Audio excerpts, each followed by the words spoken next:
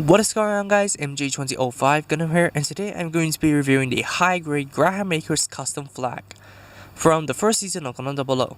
Now, I know my favorite flag is still the Celestial Being custom that appeared in the movie, but that guy never came out in gunpla form, so this was the only option that I have.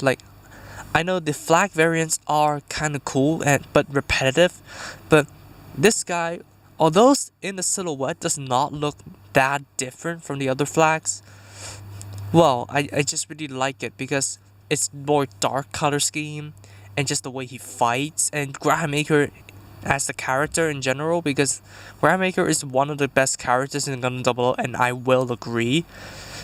But, well, I never really felt like picking up Mr. Bushido's head, or, well, I already have the Brave. So this is the only option that I have left, and to be honest, I don't regret it. I changed my feelings just now, because back when I bought this guy in June, this guy was just a time passer for me, just because I do not want to study for my exams, and I just left it on the shelf because it cannot hold its own accessories. Well, I tried to cut some slack back then, because it is like more than 10 years old since this guy came out, but I unfortunately just put this guy off to the shelf and never thought of it again. But today, since there are gaps to be filled in time, and I still have this guy to review, might as well go ahead and review it. So this is his alt mode, and to be honest, it's really just the flag just lying flat on the ground, because you can clearly make out the arms and then the legs. Well, since it is a dark color scheme, I never really made out what is what in the anime. But, well, even though I can make out every single body part of this guy is still looking like a pretty cool jet, which is what I really like about the flags, because simple transformation but still looking different. Well, of course, that translates into the Brave as well, but yep. So without further ado, let's transform this guy, because this base is not going to hold up the weight issues that it has. It's the design of the base, not him. So first of all, remove the rifle, and then raise the head to release the lock on the torso, not rotate this piece, and just bring the entire torso up, bring the legs down, and then just unfold the arms toward the back and try to bring them around without dislodging him. And you also flip these pieces up. And there you have it. A simple transformation that requires no parts forming whatsoever. And Bandai executed it pretty well. And since this guy has small feet, I give up of letting him stand. Really do not want to make this video like 30 minutes long in raw footage. So a rotation around the entire kit, and I have to say, I like how menacing this guy looks. Like the color scheme really contributes to it a bit, and also I just like how the visor looks. But I really struggled to color in the red mono eye, because I busted out my red Gundam marker, but then the paint would not stick on. But in the end, I decided that, well, since I really cannot see the mono eye in there, might as well not bother. So other than that, this guy is really looking pretty good. Like, you have the symmetrical fins over here instead of the asymmetrical ones that the flags have, which I surprisingly don't like, because I usually like asymmetrical designs. So for the stickers, you have the fins over here, and also the silver one under the visor. Such a minimal amount of stickers for a kit that is 10 years old. What a joy. So for the articulation of this guy, the head is on a ball joint, which kinda limited because of the collar, but also it is pretty tight on mine. So yep, that's an issue. The arms can come out. It is a double ball joint over here. But since it is a ball joint, if you move it out of its boundaries, this guy will pop off. Which is good and bad at the same time, because you will not break the joint, but it is kind of tedious after a while.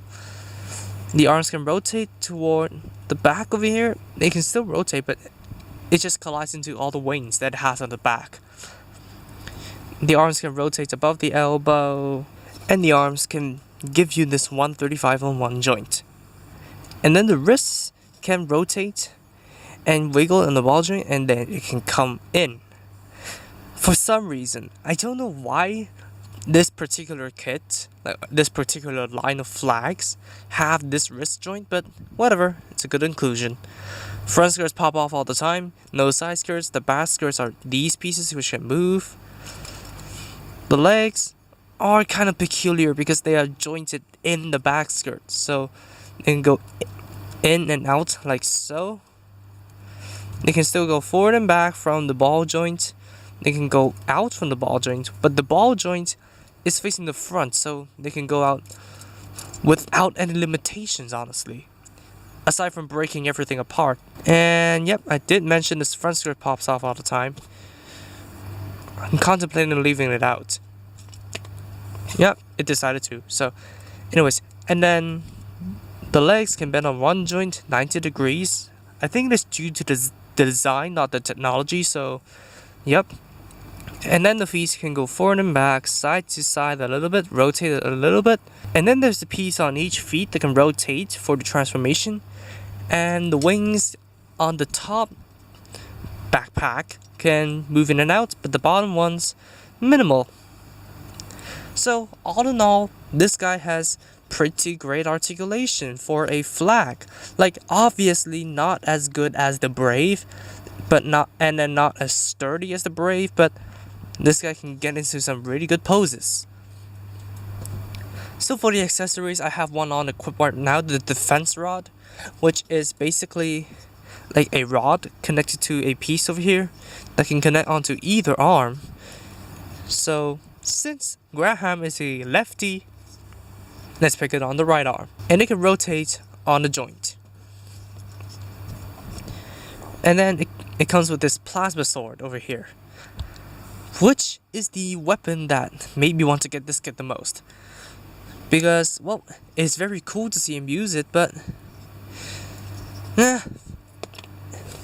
I cannot really pose with this thing because it just falls through the hand. Like in previous takes, it didn't even fall off, just because this guy knows I'm recording, so it does its best to impress you guys. But yep, I did get it in the sweet spot, but once I move, it drops. So a pretty cool weapon, but it's all looks but no substance. So too bad. And then finally we have the rifle over here. The official name will be on the screen as always, because I forgot about the name of this piece of machinery. But the rifle has two stickers on it. It has the vents over here, which stick on pretty well considering there's actual molded vents under the sticker, and also a white stripe over here.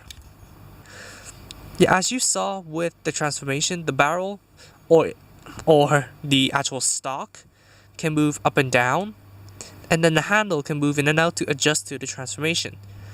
So let's give it to the flag without knocking him over, and the entire kit is just coming apart. What the hell?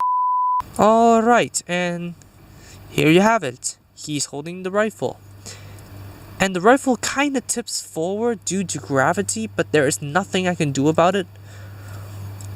So, well, a ready to shoot pose is really the best bet.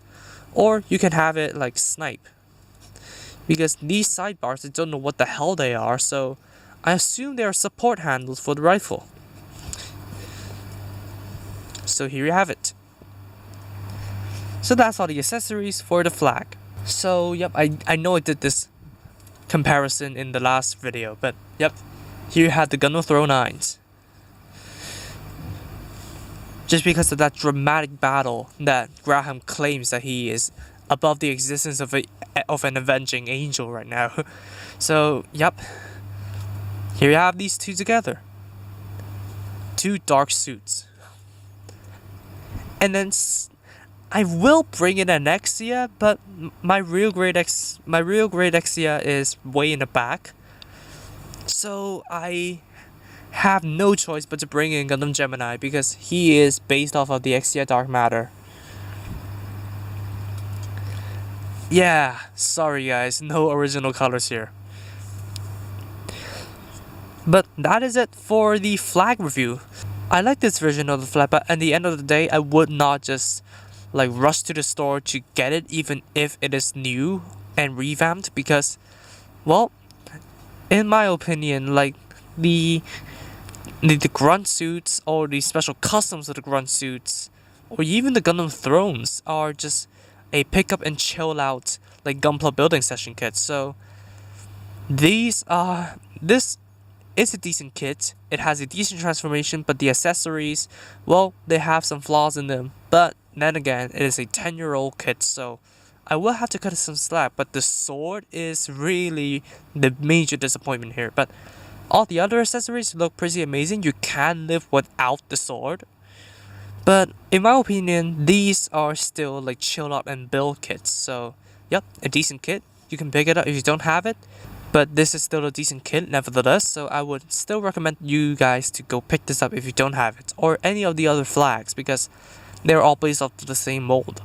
So that's the review of the flag custom. So thank you all so much for watching this video. If you did like it, please be sure to drop a like, comments, and also subscribe for more Gunpla reviews, Gunpla news, and all that kind of stuff. Subscribe to the featured channels on my channel page to support them if you haven't, and I'll see you all in the next video. Peace out guys. Bye bye.